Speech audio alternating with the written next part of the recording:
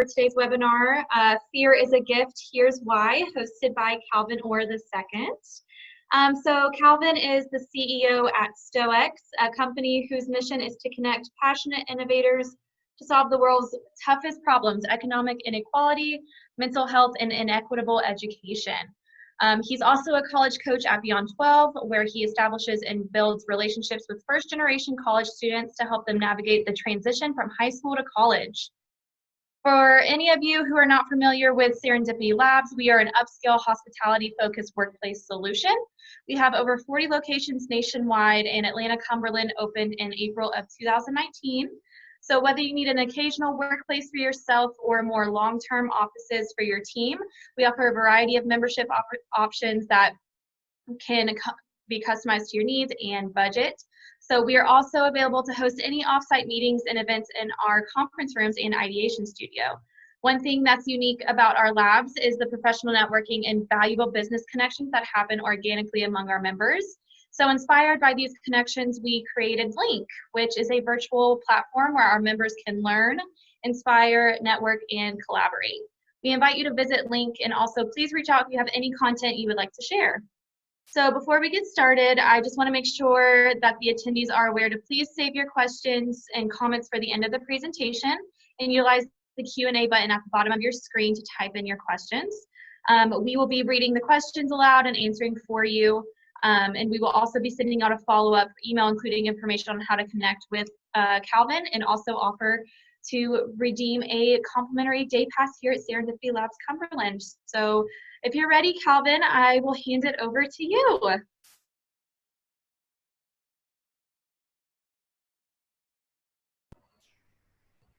Bonsoir, muy rele, Clavin. How y'all doing? Rachel, if you get that that message I just sent you, if you'd be so kind as to share the slides, because I'm getting the Apple spinning wheel of death over here. And so obstacles really don't exist. They're just an opportunity for us to practice creativity and lean into and discover something new. Oh, there we go. Let's go. Beautiful. So we're just going to go right into the About Us section. My name is Clavin. I am at Stoëx and Beyond 12. Let's get right to it. Today, I am here to transform your relationship with fear. Matter of fact, I'm here to do something even more personal than that. I'm here to be with you on your journey as you transform your relationship with fear. Transforming your relationship with fear, it ain't something that your spouse can do for you or your parent can do for you. It ain't something your mother or your father can do for you. It's not something that somebody who cares deeply about you can do for you. It ain't something Republicans, Democrats, or anybody else can do for you. It ain't something religion can do for you. Transforming your relationship with fear is a gift only you can give yourself.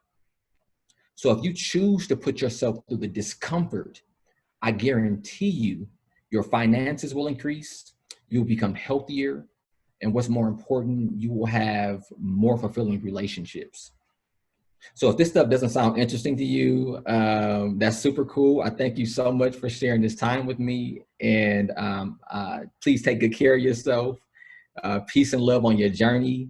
But if it does sound interesting to you, I can imagine that you can already feel your heart beating. And so there's something important for you to know. You're already winning because you made a conscious choice to be here. And whether you're watching this live or the recorded version, it really doesn't matter, because very literally you could be doing over 1 billion other things, but you are here watching this. And so I appreciate the opportunity to share this moment with you. Mathematically, you could be doing any other thing in the world, but you're here. So that makes this moment in time special. What we're gonna do, what I wanna do through this presentation, I'm gonna be using a lot of I statements. And when I'm referring to myself, what I would really ask that you do is think about yourself and think about your own personal story and where your story connects deeply with mine. And so as I was preparing this presentation, I was, and we can slide over to objectives, Rachel. As I was preparing this presentation, I was drinking a hot cup of tea, and I was thinking, I was like, changing my relationship with fear is very closely related, at least in one way, to drinking or trying a different cup of tea. I could just try a different cup of tea, and without thinking about um, uh, the tea that I had before, but I wouldn't be able to intelligently say that I prefer this tea or the other tea. Let's just say, for example, we're talking about lemon, ginger, and green tea. And developing a deeper relationship with fear, or a different relationship with fear, is kind of sort of like trying a different cup of tea. I could just start out by just developing a different relationship with fear and trying to work that out in my life. But without reflecting on my own personal experiences and reflecting on my current relationship with fear or my past relationship with fear, I can't intelligently say that I prefer my new perspective of fear over my old perspective of fear. And so with that idea in mind, let's get right into these objectives right here. Objective number one is participants will leave with Stoics guiding principles and will be inspired to adopt their own guiding principles. What I found is that it's my guiding principles that I lean on when I'm experiencing fear, and they allow me to discover magical things that I otherwise would have never experienced had I not had the courage to put my principles into action. And so objective two, participants will learn a new way to perceive fear. And I just remember just like hating feeling fear, or what would be worse, like hating myself for feeling fear, until I redefined it for myself. And now I see it as a gift.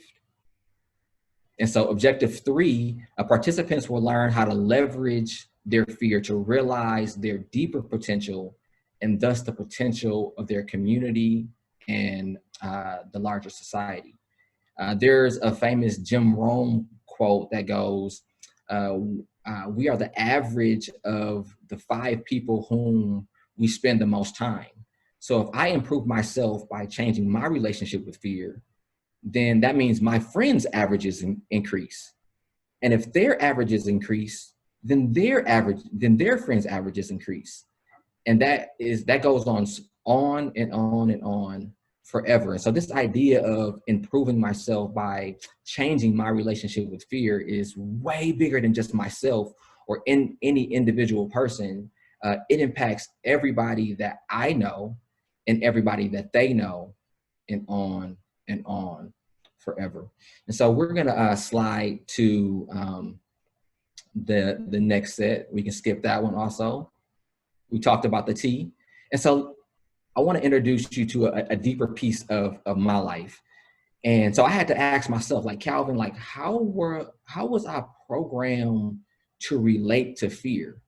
And like all of these stories started to pop into my mind. But the very first story that popped into my mind, I grew up Christian. So the very first thing that popped into my mind was one of my, during this period of my time, one of my favorite Bible verses, which is 2 Timothy 1:7. And the scripture goes, God did not give us a spirit of fear, but of power, of love, and of a sound mind. And so that made a whole lot of sense to me in my 20s, because, you know, the idea of God for me was this being that was all powerful, all loving, and all peaceful. And when I look deeper into that scripture, what I unconsciously was being taught was to distance myself from fear, because being closer to fear meant being closer to something else. And I can imagine you already know what that answer is. But what I didn't really understand, what I didn't really realize at that time, is that it made sense at that time for me to think about fear as distancing myself from it. And what I also thought about was like my grandmother. I have a picture of my grandmother right here on my desk. And I used to be very afraid of public speaking. And some of the advice that my granny gave me was, Calvin, don't be scared. And it makes sense for a granny to tell her grandson that, or for any granny to tell their grandson that, because grandmothers don't want you to be closer to fear. They want you to distance yourself from fear. And that made a whole lot of sense to me. But what I didn't realize that I was doing in these periods of time of my life was becoming very well versed at distancing or avoiding fear or anything that closely relates to fear or causes me stress. And we can go to the slide that says Stoics Principle 1, Rachel. Thank you so much for your help over there. And what I didn't realize is I was being well trained in distancing and avoiding like discomfort and fear. And I got so skilled at it that as I was pursuing my undergrad degree, when I first started back in '06, I would feel like these really intense levels of stress related to starting study groups, writing large papers, doing well on exams. And what I found was, instead of actually doing those things, what I would actually do is do what I was trained to do, which is distance and avoid. And it turned out that I ended up enacting behaviors that only made me more angry at myself. And I was distancing and avoiding so much that I dropped out of college 9 times. And during this period of my life, I was like, man, like, Calvin, what's going on in your world? Like, why can you not be successful in the classroom? And I really just got tired of not having the courage to do things in my life that I knew I could achieve at a high level. And so I have a question for you all. So what area in your life are you not achieving at your highest level? Or what area is not bringing you joy or pride in the way that you would hope that it would bring? What lessons were you taught in your childhood or earlier adulthood that really created situations for you to be less satisfied than you deserve? I see you, Malcolm. And what I began to do at that time in my life, I said, you know what, Calvin, I am sick and tired of not being courageous. And so I did something in that period of my life that is extremely taboo for somebody who comes from the place that I came from. I come from the inner city of Flint, Michigan. I grew up poor. And so anything mental health related is extremely taboo. And so I gave myself the greatest gift to date that I've ever given myself, which is permission. I gave myself permission to go to therapy. And that idea just terrified me, as I was thinking about it, because what the heck am I supposed to say to a therapist? What is this therapist going to think of me after I say what I say to my therapist? What are people going to think of me once I tell them that I go to therapy? What if I see somebody in the waiting room that I know, what the heck am I going to do? And I had all of these racing thoughts that was slowing my actions. And so I said to myself, Calvin, you can either allow all of these negative thoughts and assumptions to control your life, or you can just do the thing and see what happens. And what I found was my worst fear didn't come true. Actually, these really cool things happened. I started to develop a deeper relationship with myself. And I realized it wasn't getting further away from fear that was liberating for me. It was getting closer to fear and getting closer to myself that allowed me to start to develop a different relationship with fear. And so you can click Stoics Principle 1, Rachel. And most importantly, what I found is this very first principle right here. Because in that situation, I found all these things out about myself, but there's no way that I could have done that without this incredible relationship with my therapist. And so this brings me to Stoics principle 1 and how you develop a different relationship with fear. It's this idea that there's nothing of significance in my life that I can accomplish by myself. I need people, and we need one another. And this was the very first time that I had leaned into my fears and found out what actually is on the other side of fear, and not all of these negative thoughts and all of these negative assumptions. And had I not leaned into my fear, I would have never met this, my therapist. I would have never developed this incredible relationship. I would have never transformed my life. I would have never re-enrolled into Eastern Michigan. I would have never brought my GPA from a 1.6 ACUM to a 3.2 ACUM. I would have never graduated. I would have never known that I could be on the dean's list every semester. I would have never ultimately went off to graduate school and got a master's in social work from Georgia State. And I would have never been in this position in my life where I'm using all of these things that I felt were obstacles or challenges or liabilities in my life, now using them as assets as I coach 125 first generation college students with Beyond 12. And so I began to change my thinking. And so you can go to Stoics principle 2. And so there's a whole science behind what it means for a person to change their thoughts and then recreate their behaviors. And so the theory is called cognitive behavioral theory. And it's a really simple theory to understand. It's this idea, and it's true for everybody, 100% of human beings, myself, my girlfriend in the other room, this person that's walking down the street right here, is true for 100% all of us. It's this idea that our thoughts influence our emotions, and our emotions influence our behaviors. So let's say, for example, you have this behavior of inactivity, which means like you feel stuck, like you can't bring yourself to start this passion project. You can't bring yourself to start this business. You can't feel extremely motivated. Like that's the behavior. That behavior is influenced by an emotion.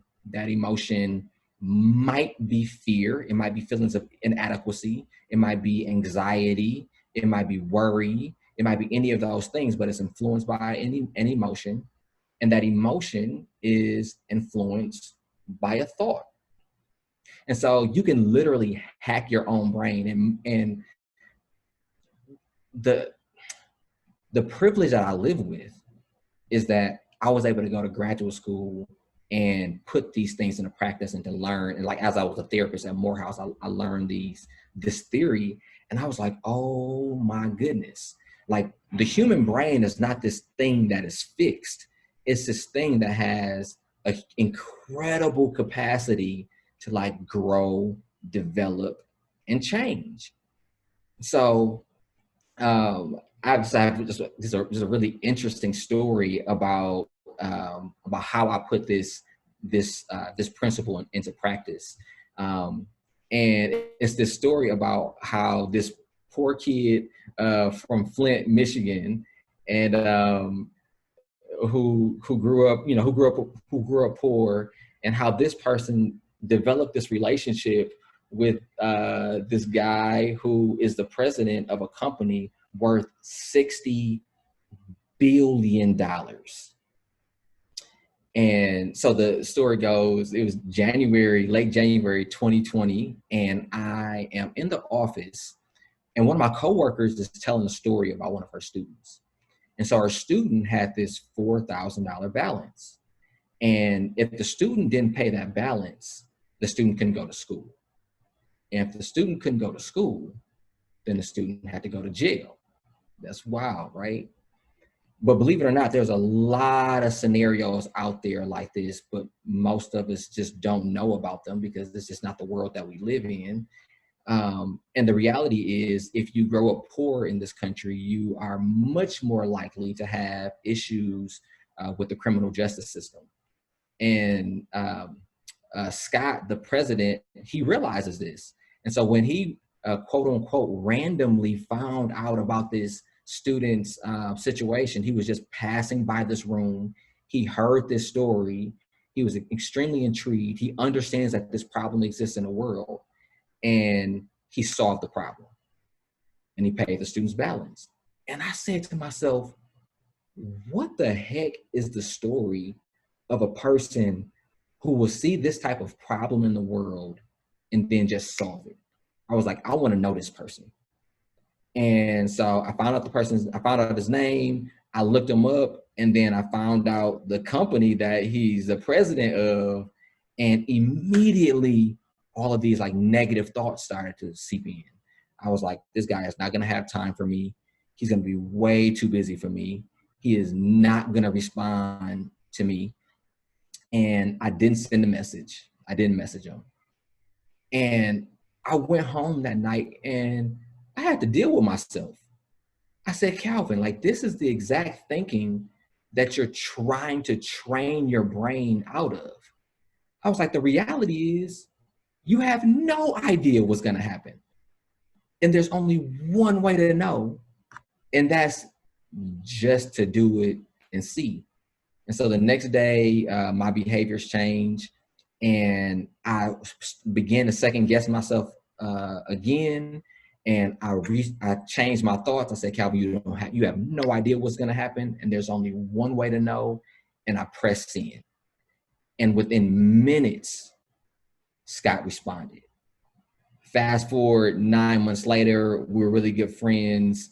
He's a mentor, and he's the person in my life that reminds me, he's like, Calvin, if you set your mind on a goal, the entire universe will work together to help you accomplish it. And so this taught me and reinforced the second Stoics principle, which is when I lean into my fears, my worst fear never happens. The exact opposite happens. Magical things happen. And so if I had not leaned into that fear, if I had not questioned all of those assumptions and just did the thing and found out what was going to happen, there's no way that I would have this relationship with Scott. And there's no way we would be working on our second big idea together to solve the world's toughest problems. And it all came from me leaning into my fear. And so I began to think, I'm like, this is wild. Like, is this actually how life works? Like, if I do the thing that I'm afraid of, these magical things happen versus the actual negative things happen. And I was like, oh my God, how do I get closer to the feeling that I feel when I feel fear? When I feel fear, I might sweat. When I feel fear, I sweat. For sure, when I feel fear, my heart rate increases. But maybe these are not negative things. Maybe these are not things to distance myself and get away from. Maybe these things are signals in my life to become more in tune with. So I'm changing my thinking. I'm changing the way that I think about and perceive fear. I'm like, maybe these are all the signals that I need in my life. And maybe these are the signals that are telling me, that are giving me direction for the next big move in my life. And so as I was thinking about, like, how do I get closer to this feeling of like sweat and heart rate? Like the thing that came to my mind was a book that I was introduced to in graduate school. And the book is called The Body Keeps the Score. And Rachel, you can go to Stoics Principle 3. And this book is really interesting because in essence, this book talks about how the human body holds trauma and negative thoughts like in our muscles. And so anywhere that there's weakness or there's tension in our muscles, there's also weakness and tension in our brains.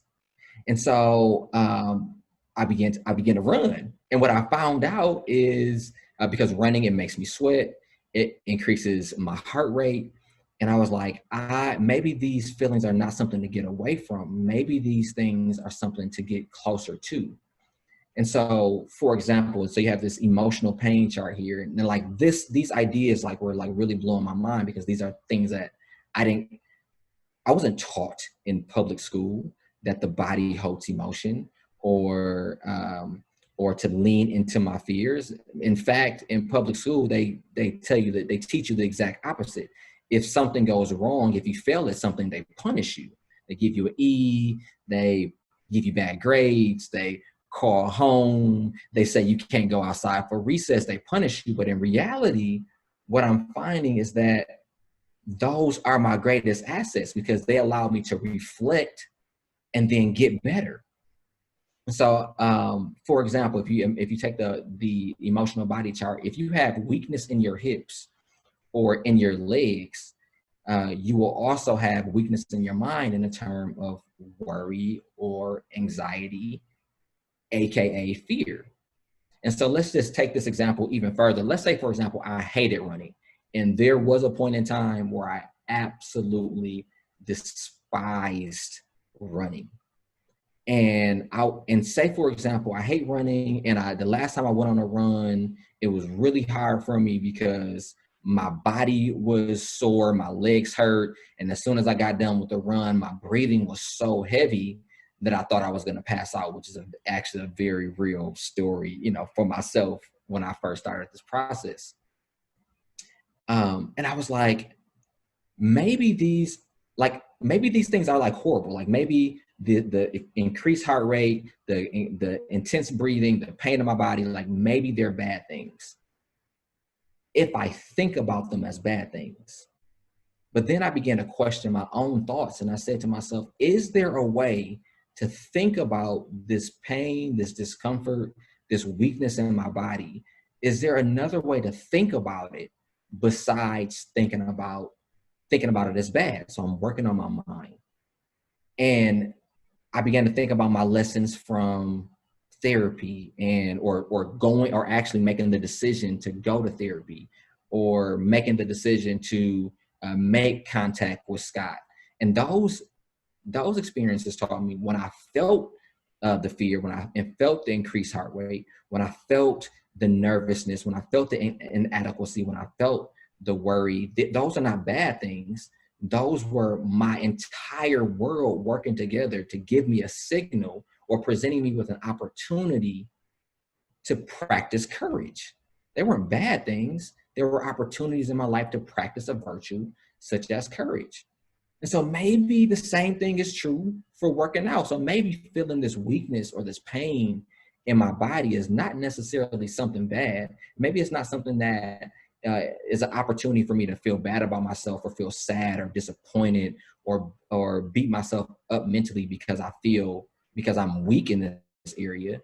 Or perhaps it's my body making my mind aware of the areas in my body in which I can develop strength.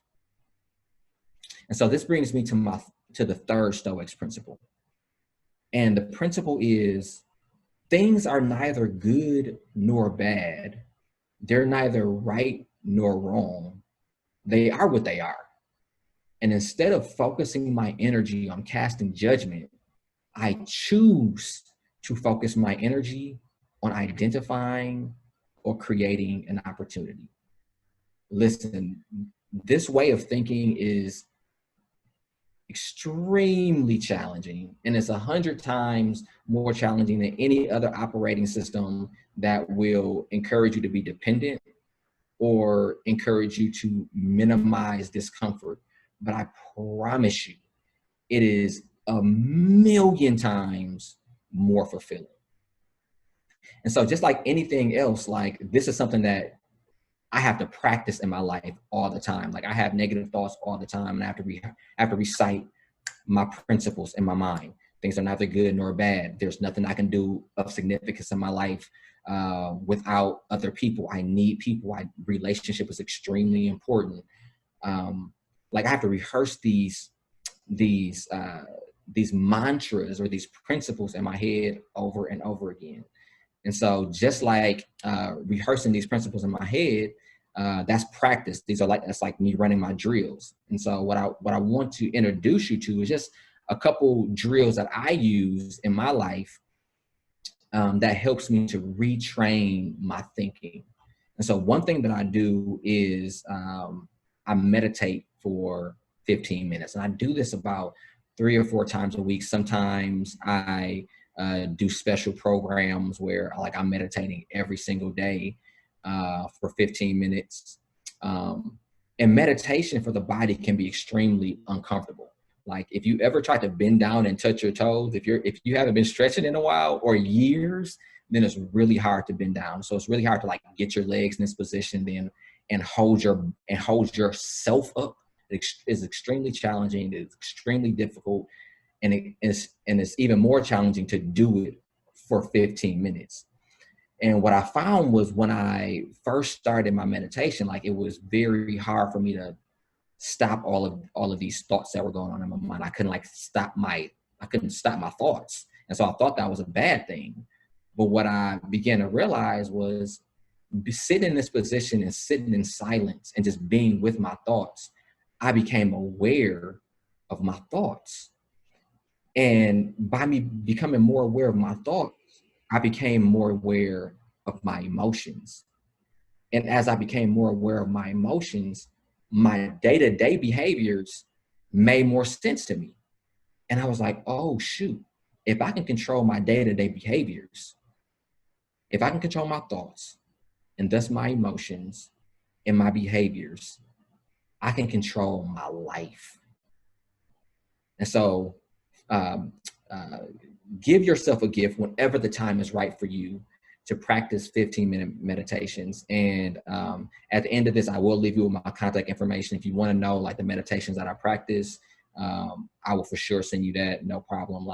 It's been a gift in my life, and it's completely transformed my finances, my health, and my relationships. So the next drill is I started by just running a mile, and running was so hard for me. I was just talking to you about that a couple minutes ago. It was so uncomfortable. And I chose this image on purpose because you can see that people are running with these minimalist shoes, and some people back there are running barefoot. And what I began to appreciate in my life was discomfort, because discomfort was actually teaching me lessons. And so to run with really padded shoes was creating a more comfortable situation for me. And I don't want comfortable situations. I want discomfort so that I can reflect, so that I can learn, so my brain can reprogram itself to think about the discomfort and teach itself to move and progress forward. When I tell you it is so hard, I live downtown Atlanta, Georgia. It is so hard to run in minimalist shoes on extremely, obviously hard concrete. But what it is teaching me is that when I feel the pain and discomfort, and when I want to stop, when I want to quit, when I want to say, all right, I've ran enough for the day, this discomfort is teaching me that there's only one person in the world that can stop me from running. There's only one person, and that is myself. And so when I'm approaching a hill and I'm in these minimalist shoes and my feet have been hitting the pavement, and my feet are hurting, and my ankles are hurting, and my calves are hurting, and I still have to go up this hill, and running up hills is extremely challenging.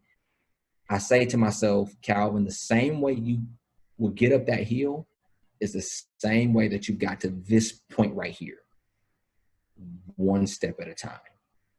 And so that's another mantra that running has taught me, Calvin, one step at a time, one step at a time, step, step, step, step, step, step, take good steps. This right here, this presentation, I'm able to do it because of what I'm learning running. This whole thing is anxiety provoking for me. But what running is teaching me is that this is just a step. And so, Calvin, take good steps. And so the last drill I want to talk to you about today is this idea of getting a coach or getting a therapist. And this is so important because there are people in the world, and I didn't know this until I experienced it with my therapist, and then I became one. I became a therapist at Morehouse. Now I'm a cognitive coach. Now I'm coaching 125 students. Now this is what I do, for a living, helping people to develop a new mindset and helping them to find their own inner strength, their own creative ideas to start businesses so that we can solve the world's toughest problems.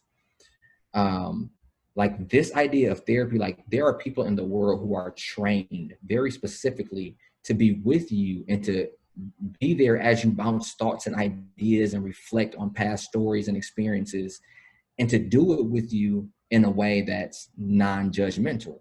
The hardest thing that I found to do in US culture is to be transparent and to be authentic. And so this drill allows you to practice authenticity. And what I learned from my personal experiences is I took the authenticity out of, I experienced authenticity in my sessions. I experienced it with my students. I learned from my students. I learned a ton more from them than I'm sure they learned from me. And I take this authenticity, and now I've taken it out of these individual sessions and I've put it into the world. This experience right here is an authentic experience. I'm telling you about my childhood growing up. I'm telling about me growing up Christian. I'm telling about me going on runs. I'm telling you about a relationship that I have with this incredible human being in the world. And all of these stories come out of authenticity. And so this experience right here couldn't happen without authenticity. And so authenticity is my number one value, and it's the number one value of Stoics. And so we can leave this slide, Rachel. And I just want to leave you with just a recap of or a summary of the principles that we went over today. One, fear is a gift. Fear is a signal. We can go to the next slide. We can go to the main screen, Rachel. Thank you so much. Fear is a signal. It's a signal that our body is giving us to partner with another person to accomplish something that we otherwise couldn't have accomplished by ourselves. Fear is an opportunity for us to identify and learn where our weaknesses are. And instead of avoiding and distancing ourselves from them, see weakness, fear, tension as an opportunity to practice courage or to develop strength in an area that you were otherwise weak. And principle 3, which is like the main Stoics philosophy, really. And it is this philosophy that allows me to practice the most creativity in my life, is to learn how to be non-judgmental of myself and of other people, and not to see things as either good nor bad, but to see it as an opportunity to practice, create, or identify an opportunity. Rachel, will you go to the next slide where it says connect? The vision of Stoics is to be humankind's most relationship-driven company.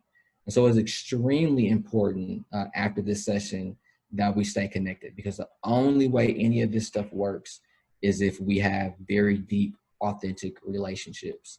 I want you to imagine how our work cultures will change, how societal cultures will change if instead of us making a bunch of assumptions of one another, that we checked our assumptions, we acknowledge within ourselves that we could absolutely be wrong about this person that we're thinking about, and actually developing and cultivating a deep, authentic relationship with them.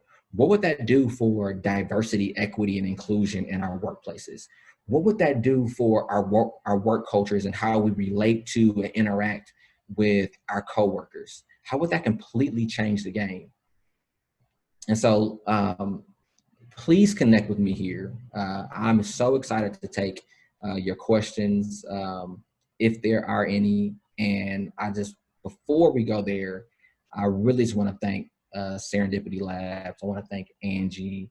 I want to thank Rachel for the introduction, because the only way that this thing works is through partnership and through relationship. I had no idea that when I was in grad school and I was studying social work, I have a degree in macro practice social work, specializing in community partnerships. And I had no idea that what that thing that I was doing in that period of my life, maybe a year or two ago when I was in graduate school, would transform into all of these amazing things, and I would be able to see relationships the way that I do, and be able to leverage relationships and leverage a better understanding of myself to transform how people think about themselves and how we interact with one another in the world, and come up with this grand idea to solve the world's biggest problems through relationship, through entrepreneurship, through generating capital to solve inequitable education, and economic inequality, and mental health. So I thank you, Serendipity Labs, and everybody that's on this team that's working on this project. So please, if there are any questions, I'd love to take them. Yeah, thanks so much, Calvin, for sharing your time and knowledge. And like Calvin said, at this time, we'd like to open it up for the Q&A. So you can participate by clicking the Q&A button at the bottom of your screen, typing your question, or you can raise your hand and we can mute you. But while people are getting their Q&As, I have a question for you, Yes. Calvin. So would you say practicing fear every day is a good way to conquer it? Oh my goodness. What I'm finding is that so short answer, yes. And so life presents us with opportunities all the time to practice, to lean into fear. And so let's say, for example, you are standing in line at a restaurant, and so I'm gonna give you a story about myself. I'm standing in line at a restaurant the other day, and I'm listening to audiobooks. I listen to a ton of audiobooks. And I'm listening to it, I don't have my AirPods, so I'm listening to it through my phone like this. And there's another guy that is a couple feet away from me that also has his phone up to his ear. And so at first I felt a little intimidation to just, introduce myself to the guy and, ask him, what is he listening to? And very interesting, what I found is the guy was listening to an audiobook just like I was listening to an audiobook. And that was an immediate connection. And now that's a new relationship that was absolutely organic and came purely out of authenticity. And so the key is to be able to slow yourself down enough to become aware of those opportunities. And as long as you are alive and you go outside, life will present you with opportunities. The question is, will you talk yourself out of leaning into it? Or will you challenge your assumptions and just do the thing and allow magical things to happen? Awesome. Okay, we have two questions. So the first one is from Patrick, who is one of our wonderful Serendipity Labs employees as well. So he said, should we focus on changing our perception of the situations we find ourselves in, or should we just focus on creating opportunities from both good and bad situations? I think the answer is both. And so Patrick, what's up, man? It's good to hear you. I miss seeing you at the lab. Oftentimes we try to change our environments, okay? And I hope I'm answering your question, Patrick. So oftentimes we try to change things that are outside of ourselves. And the reality is we have no control over the things that are happening outside of ourselves. We do have control, and that's hard enough to control this thing right here and how we perceive those things. And so if we take our attention away from focusing on things that are outside of ourselves and focus on ourselves, we improve ourselves and we improve the things that are outside of ourselves. And so when I stop looking at the things that are outside of myself and I look at myself and I ask myself, all right, am I judging this? First of all, am I judging this? Yes or no? Okay, yes, I'm judging it. Am I judging it as good or bad? Either one are good and bad. They're both the same thing. Am I judging it as good or bad? Yes, I'm judging it as bad. Okay. If I can cancel my judgment of it and say, the thing that I see in the world is what I see in the world. What opportunity can I find? And what I found is this mental game that you can play with yourself it's like really fun. It's like a video game. It's like, okay, I see this problem in the world. I stop focusing on it for a second. I deal with myself, and then I reevaluate it, and I'm looking for opportunity. And if you can't find it immediately, that just simply means you get to go back to Stoics principle number 1 and partner with somebody else to find it. The fun part is being able to practice the greatest human gift, which is creativity. And that requires a clear mind so you can see things that you otherwise couldn't have seen because you were casting all of these judgments in your mind about the thing outside of you or this thing inside of you. Hope that answered your question, Patrick. Awesome. Okay, second question is from another Serendipity Labs employee, Sarah. So she said, hi, Calvin. I'm sure facing fear is a many-layered approach, but do you utilize or teach any mantras or self-soothing when hit with fear or anxiety in your daily life? I think the question is, do I teach mantras? Okay, so one of the objectives for this workshop was to be introduced to Stoics principles, okay? And so that is my way of teaching mantras. But the reality is nobody taught me these things. I went out and discovered them for myself. And so part of this really cool process is to learn to be more independent. And so oftentimes we look to other people or things outside of ourselves to tell us what we're supposed to do. And so I want to get too off. So let me stay on this train of thought. So oftentimes we look at things outside of ourselves to tell us what we are to do versus finding the lessons and the mantras inside of us. So my good friend, my buddy Malcolm, whom I met through Scott, the president, very interesting thing. He's also a runner. And so that's one of the things that we have in common. And I have my own mantras about how do I keep myself going one step at a time, one step at a time. His mantra is almost the same thing, but I didn't teach him my mantra. His mantra is put one foot in front of the other, one foot in front of the other, one foot in front of the other. The spirit of it is the same. The words are different, but you teach yourself these mantras by actually going out and doing things, not by waiting for information. You go out and do things, and then you reflect and say, okay, what did I learn from this? And whatever that lesson is, that becomes your mantra. And nobody can teach you that but yourself. My job here is to inspire you through my own principles to say, oh, if this kid who grew up the way that he grew up, experienced all the challenges that he experienced and come up with his own mantras and move his life forward aggressively, then surely I can. So the gift is for you to go into the world and do things, reflect, and then you will teach yourself your own mantras. Alrighty, and then the last question is from Malcolm. He said, for those that you care about, how do you nudge them towards leaning into their fears without pushing too hard? I am in that place in my journey right now. And the word that is coming to my mind, and so part of this process is learning how to trust yourself. The word that's coming to my mind and I'm trusting myself in is this word called acceptance. And that's how, so the Stoics principle, 3 things are neither good nor bad, they're neither right nor wrong. The place that I reach in that mantra and that principle is acceptance. I accept things the way that they are. And so part of this nudging process is to not nudge. And it is to just accept it the way that accept the person the way that they are, and to be able to slow your mind down long enough to become aware of opportunities where they will ask you questions.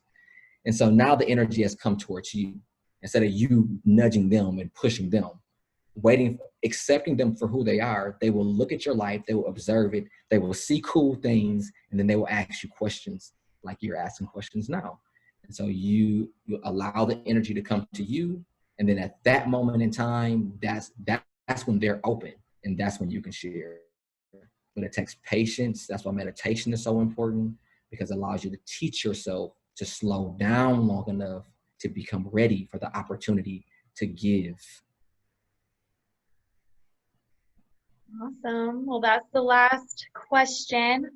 If anybody else has one, you can throw it in really quick, but if not, thank you so much, Clavin, for taking the time and sharing, everything with us on how to lean into fear.